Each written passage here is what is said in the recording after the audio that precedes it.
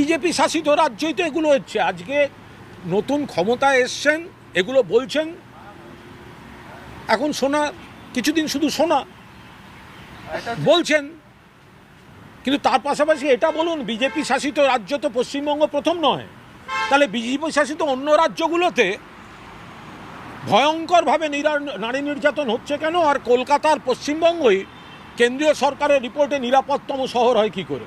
এই দুর্নীতি বা খারাপ কাজ আমরা কেউ চাই না।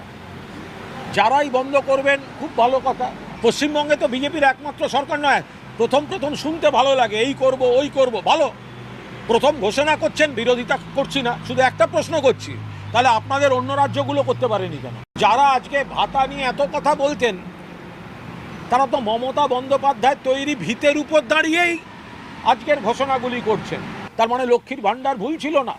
আপনারা রাষ্ট্রশক্তির অপপ্রয়োগে মমতা বন্দ্যোপাধ্যায়ের কোষাগার আটকে রেখে তাকে বাড়াতে দেননি।